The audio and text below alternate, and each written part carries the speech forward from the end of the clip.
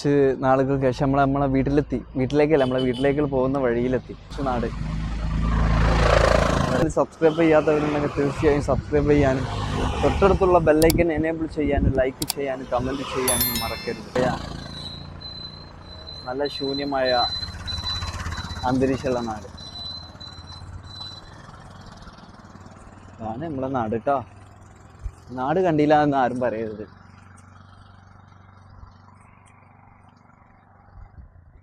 ഭയങ്കര ഒരു കയറ്റാണ്. ആ കയറ്റം കയറിയാണ്ട് പോകണം. നമ്മൾ ബസ്സിൽ പരിചയപ്പെട്ട 2 ഭായിമാരത് കൊൽക്കത്തക്കാർ. അവർക്ക് ഇവിടെയാണ് പണി. നടന്നിട്ട് അങ്ങോട്ട് നീങ്ങുന്നില്ല. അപ്പം അങ്ങനെയൊക്കെയാണ്. എന്താ എന്തൊരു മാറ്റം അറിയോ? എന്ത് രസമല്ലേ, എന്ത് ഭംഗിയല്ലേ നമ്മളെ നാട് കാണാൻ. സ്വന്തം നാടിന് സ്വന്തമായി പോയെത്തുന്നില്ലേ? അങ്ങനെയൊക്കെ തോന്നുന്നുണ്ടാവും നിങ്ങൾക്ക്.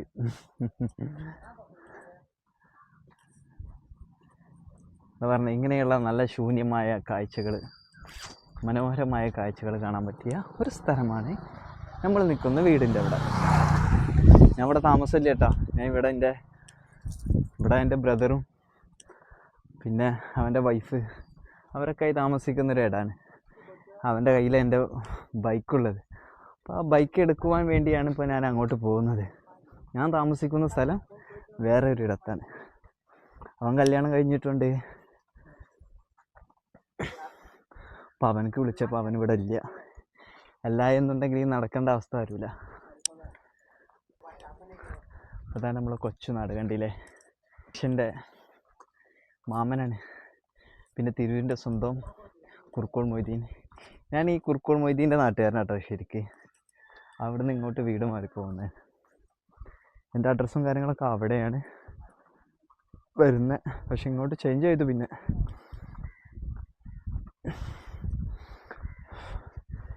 എന്താ നല്ല ഭംഗിയുള്ള, ഇനി കുറച്ചും കൂടി അങ്ങോട്ട് പോയി കഴിഞ്ഞാൽ ഇതിനേക്കാളും ഭംഗിയുള്ളൊരു സ്ഥലം കാണാം.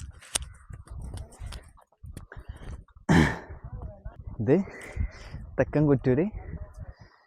കുറ്റൂർ എവിടെയെന്ന് ചോദിച്ചിട്ടുണ്ടെന്നുണ്ടെങ്കിൽ മുക്കിലപ്പീടികയിൽ ഈ സ്ഥലത്തിന് എന്തോ ഒരു പേരും പറയല്ലോ.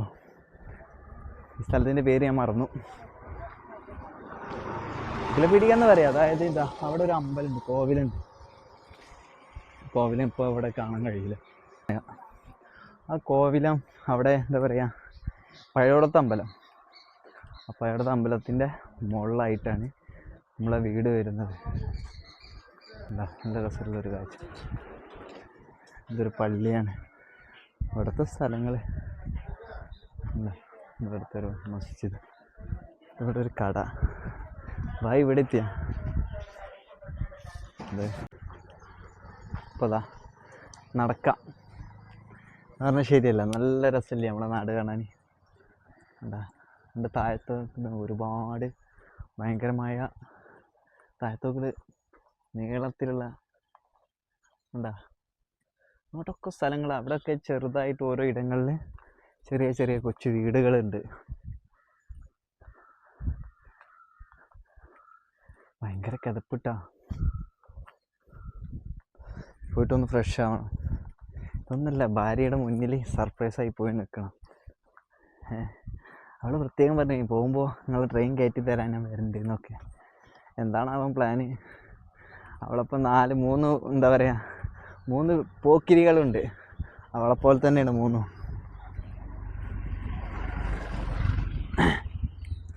എവിടെ പോയാലും കള്ളത്താടിക്കാരുണ്ട്.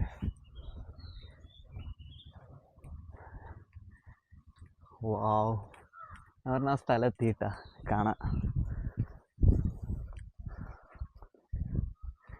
എന്താല്ലേ, നല്ല മനോഹരമായ സ്ഥലമല്ലേ? ഈ നാട്ടിലാണ് എൻ്റെ താമസം. ഇവിടെ ഞാനില്ല, എന്നാലും ഇടയ്ക്കൊക്കെ വന്ന് ബ്രദറെ കൂടെ ഒക്കെ വന്ന് തങ്ങും.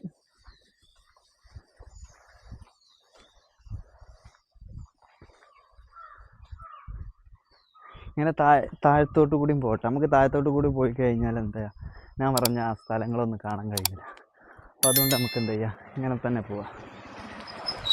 ഇതൊരു ഭവാണ്, ഒരു ഡേഞ്ചർ സോണാണ്. ഇവിടെ എന്താ വെച്ചിട്ടുണ്ടെങ്കിൽ ഒന്നാമത് ഇവിടെ ഒരു വളവ്. അവിടെ നിന്ന് വരുന്നവർ ഓൺ അടിക്കൂല. ഇവിടെ ഉള്ളവർക്ക് എന്താ പിന്നെ ഒരു ശീലമായി പോയത് കൊണ്ട് എന്ത് ചെയ്യുക, അവർ ഓണടിക്കാതെ വരും. അപ്പോൾ പെട്ടെന്ന് ആ വണ്ടി വന്നപ്പോൾ ഞാൻ തന്നെ ഒന്ന് ഭയന്ന്. അങ്ങനെ സ്ഥലം, ഓ മൈ ഗോഡ്, ഇതൊക്കെ ഇപ്പോൾ കാണാൻ കിട്ടുമണ്ട പണ്ടത്തെ കാലത്തുള്ള തൗത്തും കാര്യങ്ങളും. പശുവിൻ്റെ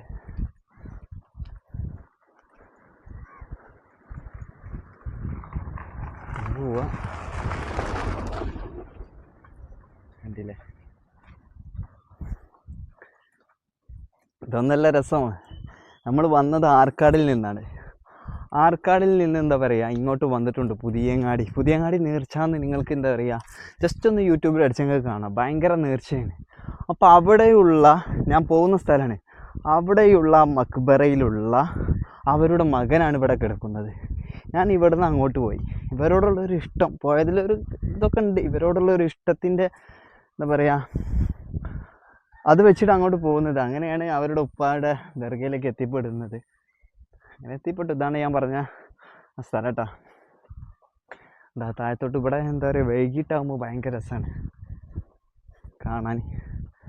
ഇവിടെ ഇപ്പോൾ ഒരു വീടൊക്കെ വന്ന് എന്താ എന്ത് രസമല്ലേ. ആ കുന്ന് എന്താ കുരങ്ങന്മാരൊക്കെ ഉണ്ട് കേട്ടോ ഇവിടെ. താഴത്ത് ഇവിടെ എന്താ പറയുക, ഒരു ശവക്കുടീരൊക്കെ ഉണ്ട്, ശവക്കുടീരങ്ങളൊക്കെ ഉണ്ട് ഇവിടെ. നല്ല ഭംഗിയില്ലേ ഇവിടെ നിന്ന് കണ്ട് കാണുമ്പോൾ, ഒരു കാട് മാതിരിയില്ലേ. പിന്നെ ഇവിടെ അടുത്തടുത്ത് അതിൻ്റെ തൊട്ടടുത്തുള്ള വീടുകൾ. ഇതിങ്ങനെ വ്ളോഗ് ചെയ്ത് ഇങ്ങനെ പറഞ്ഞു പോകുന്നത് കൊണ്ട് എന്ത് ചെയ്യുന്നത്, നടക്കുന്നതിൻ്റെ ഒരു ക്ഷീണവും ഇല്ല.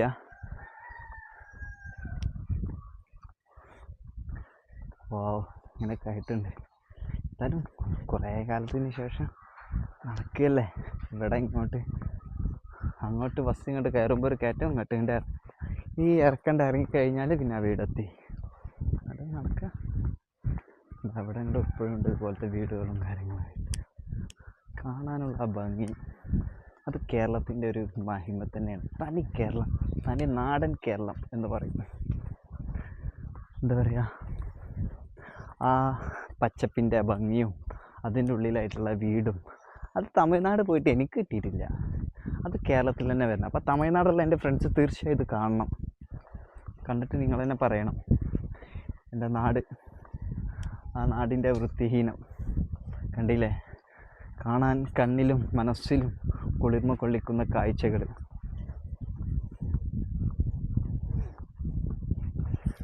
കണ്ടോ,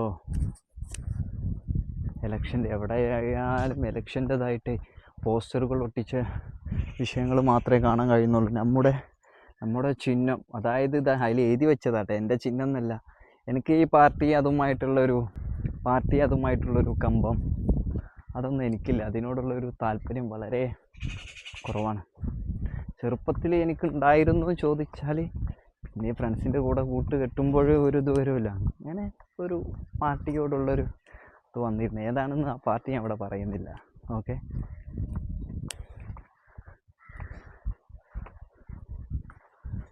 അങ്ങനെ ഇവിടെ എത്തി.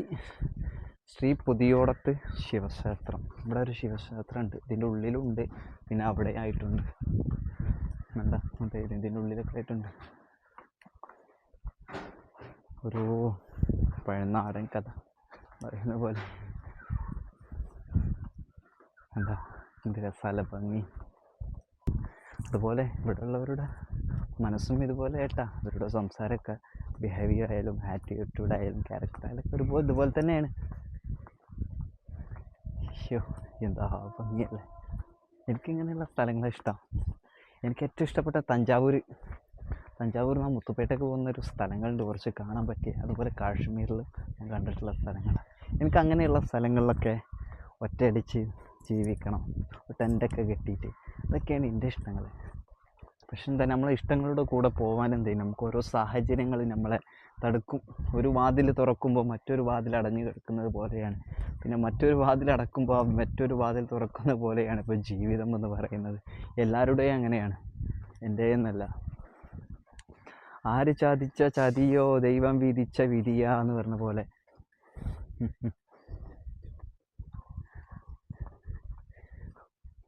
ഇതാണ് നമ്മൾ ആ വീട് ഇട്ടാ. എൻ്റെ ബൈക്ക് അവിടെ ഉണ്ട് എന്ന് വിചാരിക്കുന്നു. എൻ്റെ അല്ല, എൻ്റെ വൈഫിൻ്റെയാണ്. എൻ്റെ അടുത്ത് ഉണ്ടായിരുന്ന ബൈക്ക് ഞാൻ ഒഴിവാക്കി. അപ്പോൾ അതാ ഭാര്യയുടെ ബൈക്ക് അവിടെ മൂടിയിട്ടിട്ടുണ്ട്, കണ്ടില്ലേ? എൻ്റെ അനിയൻ വന്നതാണ്, അവരായിട്ടില്ല. ഇതാ എന്ത് രസം. ഇവിടെ നിന്ന് അങ്ങോട്ടും വഴിയുണ്ട് കേട്ടോ, ഫുള്ള് നല്ല ഭംഗിയുള്ള സ്ഥലം ഈ റൂട്ടിൽ. അതായത് നമുക്ക് പോകണം അങ്ങോട്ട്, ഈ റൂട്ടിൽ അങ്ങോട്ട് നേരെ പോയി കഴിഞ്ഞാൽ നല്ല ഭംഗിയുള്ളൊരു പാടം കാണാം, പാടപ്രദേശം. അവിടെ എന്താ, ഇവിടെയാണ് എൻ്റെ ബ്രദറുള്ളത്. അപ്പം ഞാനിവിടെ വീഡിയോ കട്ട് ചെയ്യണം. ചില സാഹചര്യങ്ങൾ അങ്ങനെ, നമ്മൾ ചിലയിടത്ത് വീഡിയോ കട്ട് ചെയ്യേണ്ടി വരും.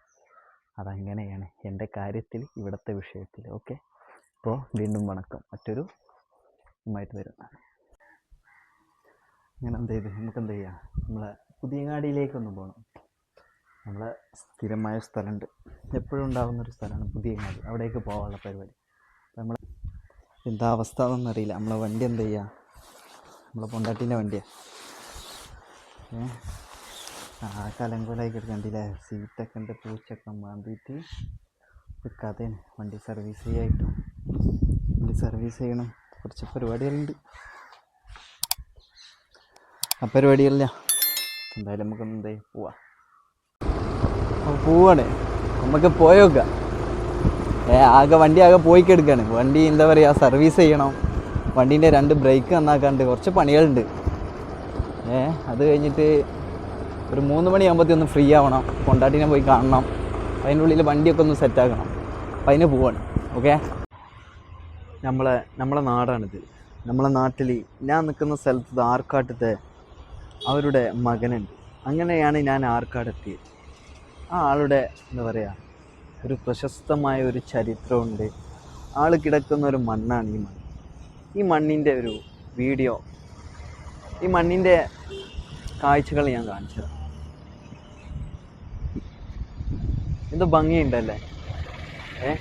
ഇതാണ് വെട്ടത്ത് പുതിയങ്ങാടി യാഹു അബ്ദുൽ ഖാദിർ എന്നറിയപ്പെടുന്ന ആ മഹാൻ.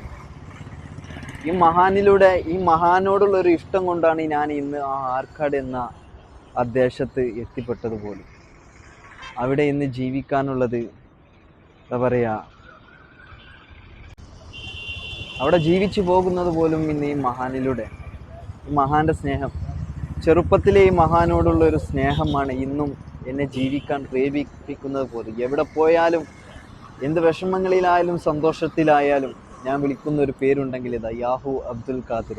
ഇന്ന് ഈ വെട്ടത്ത് പുതിയങ്ങാടി ഉള്ള ആളുകൾ നെഞ്ചിലേറ്റിയ വലിയ, പറയാൻ വാക്കുകളില്ലാത്ത അത്രയും സ്നേഹിക്കാനുള്ള കൽബ്, സ്നേഹം എന്താണെന്ന് അറിയിച്ചു തന്ന, എന്താണ് യഥാർത്ഥ വഴി, എന്താണ് ആത്മീയത എന്ന് പഠിപ്പിച്ചു തന്ന എൻ്റെ ഗുരു യാഹു അബ്ദുൽ ഖാദിർ.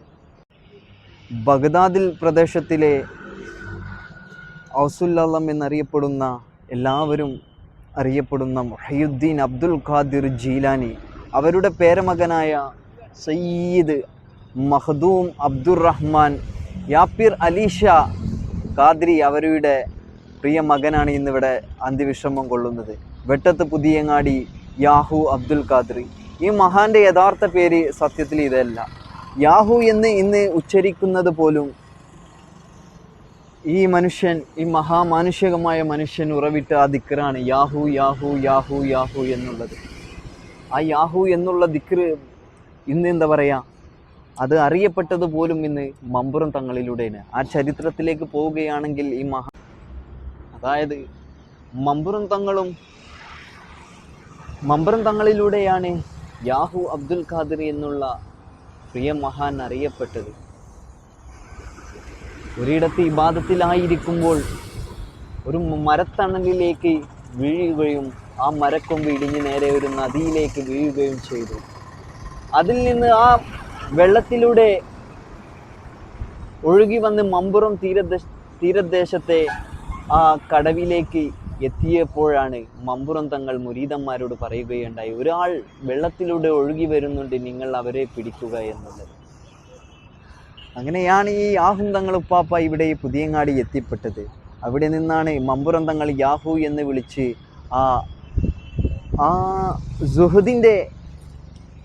സുഹൃദിൻ്റെ ഹാലിലായിരുന്ന ആ മഹാനെ തട്ടി ഉണർത്തുകയും നിൻ്റെ മതിടാനിൻ്റെ യാഹു എന്നുള്ളൊരു രസകരമായ ഒരു വാക്ക് പറയുകയും അവിടെ നിന്ന് മമ്പുറന്തങ്ങൾ കൈപിടിച്ച് ഈ പുതിയങ്ങാടിയിലേക്ക് കരകയറ്റുകയും ചെയ്തു. അവർ സമകാലികന്മാരായിരുന്നു. മമ്പുറന്തങ്ങളെപ്പോലത്തെ എല്ലാവരും നെഞ്ചിലേറ്റിയ പ്രിയ സൂഫി വര്യനായ യാഹു അബ്ദുൽ ഖാദിർ. ഈ യാഹു അബ്ദുൽ ഖാദിർ ഇന്ന് നമുക്കുണ്ടായത് തന്നെ ഭയങ്കര അത്ഭുതമാണ്. എന്താണ്, ആർക്കാടിൽ നിന്ന് നമുക്ക് വേണ്ടി വന്നവരല്ലേ ഇന്ന് ഇവിടെ മാത്രമല്ല, ഈ മഹാൻ്റെ മറ്റൊരു അത്ഭുതം എന്ന് പറയാൻ മറ്റൊരിടത്തു പോലും ഈ മഹാന് ഒരു ദർഗ പോലെയുണ്ട്. മാനുഷികമായ യാഹു അബ്ദുൽ ഖാദിർ ഇവരുടെ നാട്ടിലാണ് ഇന്ന് ഞാൻ ജീവിക്കുന്നത് പോലും. ഇവരോടുള്ള ഒരു പ്രണയം ഉദിച്ച ആ നാട്ടിലേക്ക് ഇന്ന് എന്നെ ഒരു വിരുന്നുകാരനായി അയച്ചു എന്ന് പറയുന്നത് പോലെ തന്നെയാണ് ഇന്ന് ഞാൻ അവിടെ ജീവിക്കുന്നത്. എന്തായാലും ഇവിടെയുള്ള ബാക്കിയുള്ള വൈകുന്നേര സമയങ്ങളിൽ ഇവിടെ നല്ല രസമുള്ള കാഴ്ചകളൊക്കെ കാണാം. എന്തായാലും നമുക്ക് എന്ത് ചെയ്യാം, വൈകുന്നേരം സമയത്ത് വന്നൊരു വീഡിയോ ഒക്കെ എടുക്കാം.